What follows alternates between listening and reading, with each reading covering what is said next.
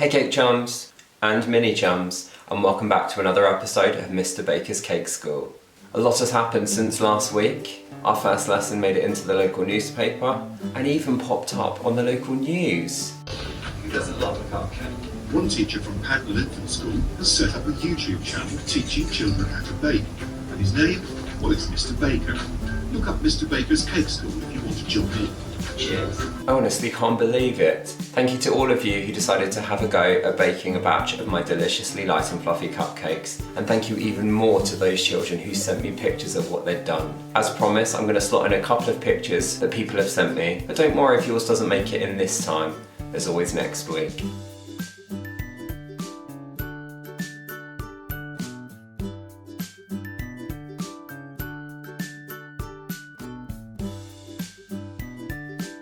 Now for episode 2, I gave you the option of choosing between either a traditional banana loaf or a batch of yummy scones. And the results are in, and the vote, it seems, was very much in favour of making scones. So in today's video, we're going to be making a batch of super delicious, tasty scones and having lots of fun along the way. Let's get to the video.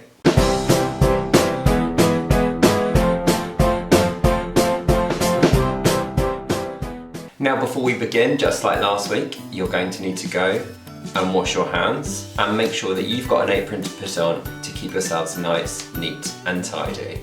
And I'm going to do that too. Now I don't know about you, but there's something about having a nice, warm, fresh from the oven scone with some cream and jam on top. It's just the ultimate afternoon treat. Now there are lots and lots of different ways to make scones, and there are lots and lots of different recipes out there. The recipe we're going to be using today is probably a little bit more luxury than some of the scone recipes you'll find.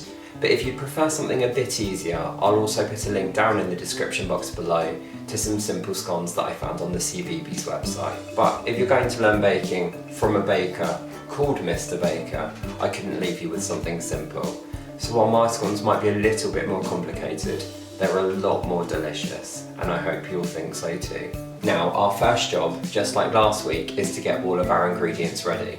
And the first thing you're going to need is some self-raising flour. You're also going to need some salt, only a little bit. You're going to need some baking powder. You're going to need some butter, some caster sugar, some milk, some vanilla extract, although I'm actually using vanilla bean paste today because it's what I already had in the cupboard. Some sultanas, although if you don't like dried fruit in your scones, you can leave these out. And an egg, which we'll be using to glaze the tops of our scones when they're ready to go in the oven. Now just like last week, we're going to begin by weighing out our ingredients, but this time we're going to do it all into the same bowl, and you'll see why as we go. Start with 350 grams of your self-raising flour, and this time you don't need to use a sieve, you can just put it straight into the bowl.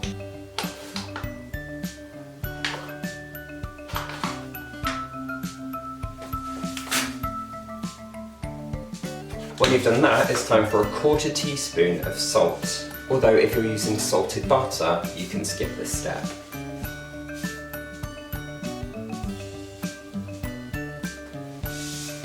And finally, for now, 1 teaspoon of your baking powder.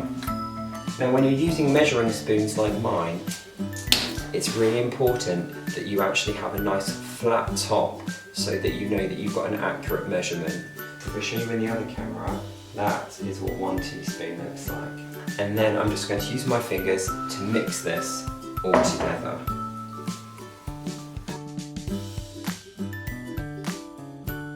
The next thing we're going to need is 85 grams of butter, and this needs to be cut up into little cubes. Now it was pointed out to me last week by my mum that I actually didn't show you how to cut butter safely, so I'm going to do that today. You're going to need a chopping board, because that will stop your knife damaging the worktop that you're cutting on, and you're also of course going to need a knife. Now the butter we're using should have come straight out of the fridge, because we want it to be nice and cold. That does mean it can be a little tricky to cut. I'm going to be using a normal knife like we'd use at dinner time, but you might find it easier to use a sharper knife, in which case make sure there is an adult nearby helping you. Promise me. And what I tend to do is measure out first of all the full 85 grams of butter, and then I'll chop that up into the smaller pieces. So I'm just going to start by chopping off a big piece weighing it on my scales, and if I need to, trimming it until it's 85 grams, which that one almost is. So I'm going to put that onto my chopping board. So I'm going to put my fingers on top of the butter, and then I'm going to very carefully slice downwards onto the chopping board, like that. And then I'm going to do that with all these little pieces as well, until I have lots and lots of little cubes. Now, because my butter was chilled from the fridge, it means that it will hold its shape really well. It's not just going to go smush between my fingers. If you were using butter that's been sat out for a while, it would be too soft for this. Now, the next thing I'm going to do is take those cubes of butter and put them in with my flour mixture. And then we get to do one of my favourite things. We're going to combine them together by squeezing them with our fingers. So basically, what I like to do is get my fingers nice and covered with the flour, and then I'm going to just squeeze the butter and drop it back in. So that's pick up a couple of the cubes in the flour and then squeeze and drop it back in. And then we just keep doing that until eventually what should happen is that you can't see any lumps of butter anymore, and the whole mixture should look a little bit like breadcrumbs. So start by squashing all of the cubes that you can find, and then once you've done that, I'll show you my super quick way of breaking the lumps down even smaller.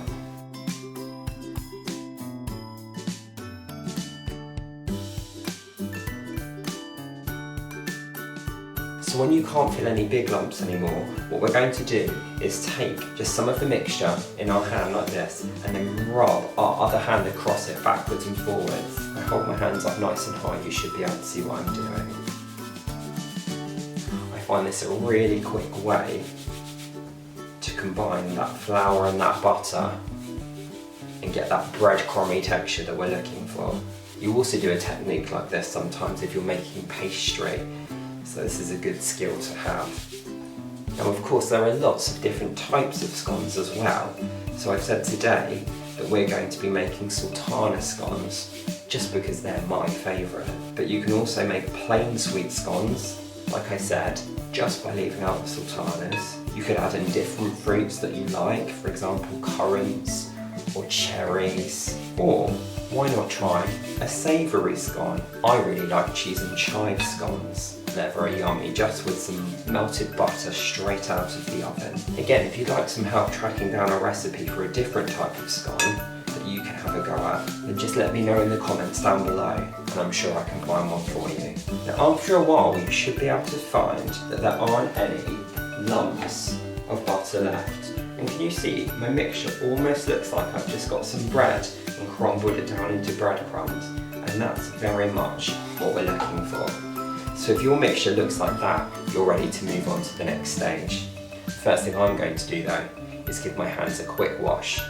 Now I've got nice clean hands again, we're ready to carry on, and we're going to add 3 tablespoons of caster sugar straight in with this breadcrumb mixture.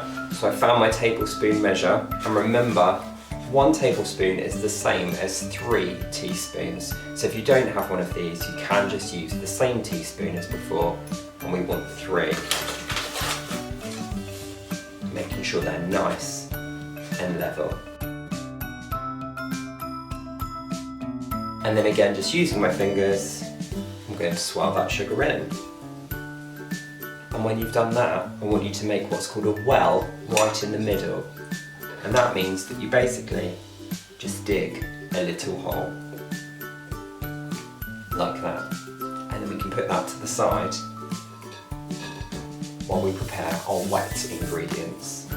Now, when we're measuring liquids, we're measuring something that's called the volume or capacity, and we usually measure that in milliliters. Now, you can use a measuring jug to help you do that, and I have a couple here. If you remember last week when we were talking about my other type of scale, this one here, I said that sometimes it can be tricky to read scales if the number you need isn't on one of the numbered divisions. Today, we need 175 milliliters of milk. You can see that my scale here goes up in divisions of 50. So I know that 175 is halfway between 150 and 200. So I'm going to have to fill my milk up to until it's halfway between these two divisions here. Let's give it a go.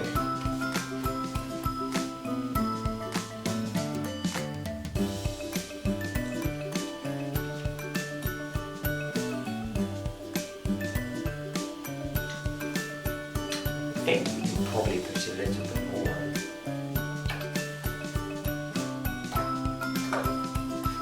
You might find it easier to get an adult to help you with measuring out your milk. Now, to help it mix in with all the dry ingredients, I'm also going to put my vanilla extract or my vanilla bean paste in with the milk as well.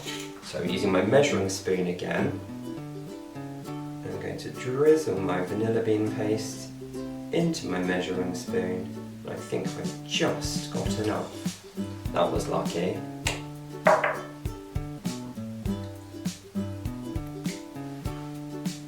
And then I can give that a good stir.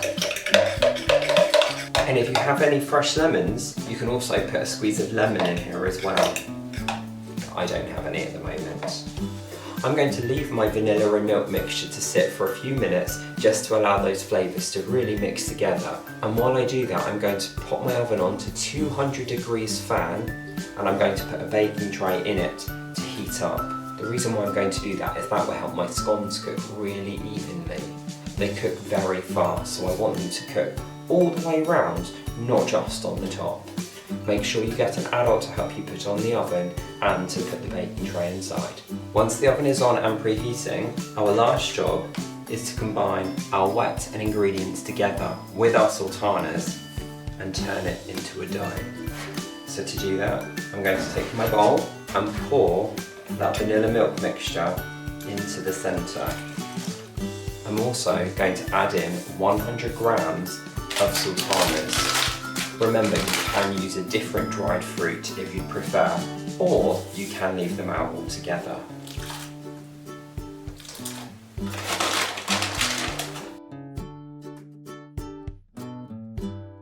And then I'm going to use a knife just to start to stir them all together. You want to keep mixing until you can't see any more liquid and it's all started to form into nice big lumps.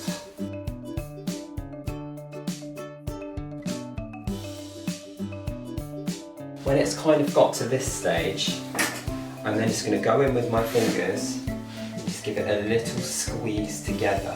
The really important thing with scones is not to overwork the mixture, which means we're not kneading it, we're just making sure that everything is stuck into one big lump, and then we're going to transfer that onto a lightly floured work surface. That basically means you just sprinkle some flour to stop it sticking to the side. I'm just going to give it a little squeeze together, maybe fold it over once or twice, just to make sure it's nicely combined, and then I'm going to push it down flat to about 2 to 3 centimetres thick. You sometimes see people rolling out their scone mixtures with a rolling pin, but I don't do that. I like to treat it really carefully. So I just gently give it a squeeze down, and if you really want to impress people, grab a ruler and check. So I think mine could go a little bit thinner. Now, my mini cake chums, can you keep a secret? I'm going to let you in on a couple of my ultimate scone making tips. The first one is always use a round pastry cutter. This one here measures about 5.5 centimetres, and you can see it doesn't have any lumps or bumps around it like a fluted cutter would. I find that scones with round edges have a much better rise, which means they'll grow really tall in the oven. My other top tip is to make sure that when you're cutting them out, you don't twist the cutter at all. If you go straight down and then straight back up again, it means that when your scone decides to grow in the oven, it will follow that same route. It will go straight up and not try and twist. The last one, and possibly the best one, put a little bit of extra flour either on the side or in a bowl next to where you're going to be cutting out, and put your cutter in the flour and give it a good coating. That means that when you cut out your scones, you will find they won't stick at all. You can just go straight down, straight up and then just very gently push it out, and you'll get a beautifully deep scone like that one.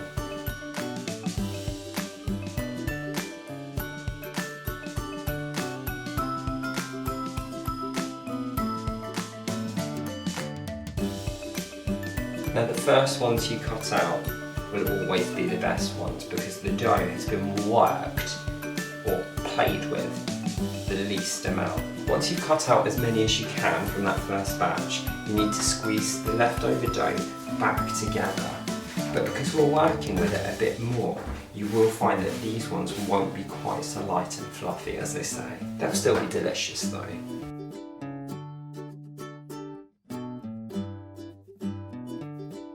And then you'll see that I've ended up with the first ones I cut out, the second ones I cut out, the third ones, and then any mixture left over after that I did get rid of and put in the bin. If you want to make like an extra just ball of mixture and squish it down to make almost like a rock cake, you can. Now our last job before these go in the oven is we're going to give them what's called an egg wash, and that will make sure that they go nice and brown and shiny while they're cooking in the oven. To do that, we're going to take one egg, we're going to crack it into a bowl. Use a fork, just like we did last week, with a good mix. And then you want to use a brush of some kind to just brush the tops of your scones. Now if you don't have a brush like this, don't worry too much.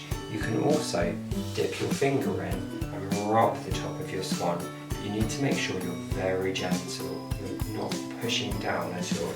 If you don't have any eggs at the moment, that's fine as well. You can also do this just using a little bit of extra milk. It just won't give you quite the same sort of effect, but they'll still look great.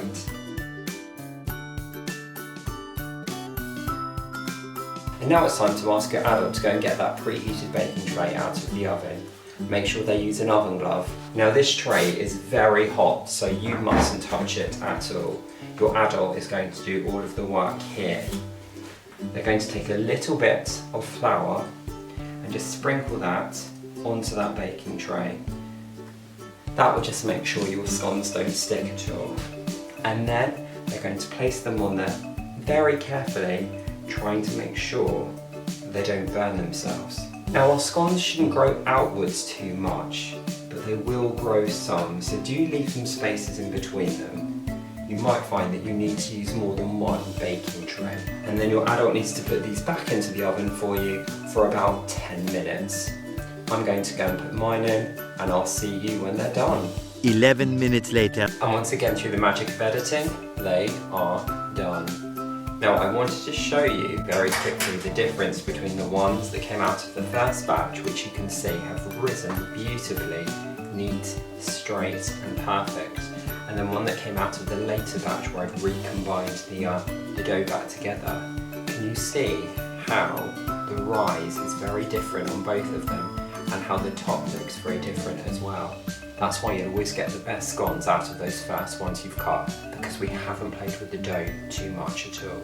Now if you're sat there thinking, but I don't like Sultanas scones, don't worry, because I might have done a secret extra batch as well, where I didn't put the Sultanas in, just to show you that they do come out just as well.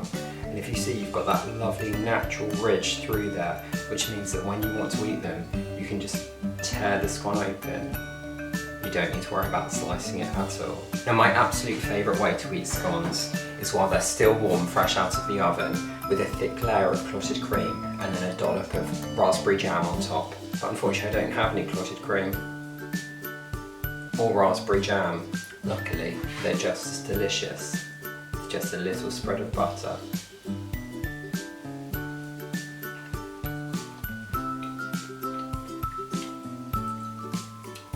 Perfect. So there you go, my mini cake chums. That's how you create the perfect scone for your afternoon tea. I do hope you'll be whipping up a batch of them for your family very soon. Now don't forget, if you do have a go at baking along with Mr. Baker's Cake School, be sure to share the photos of your results with me over on social media. All of the information you need to get in contact is down in the description box below. I love seeing what you're baking at home. And you never know, your photo might just make it into next week's video. If you haven't already checked out episode 1 of Mr. Baker's Cake School, where we made deliciously light and fluffy vanilla cupcakes, I'll pop a link to it up in the corner, but I'd also put it down in the description box below as well. And to be sure that you don't miss out on any future episodes while the schools remain closed, be sure to hit that subscribe button down there on the right. But in the meantime, thank you so much for watching guys, and I will see you next time. Take care.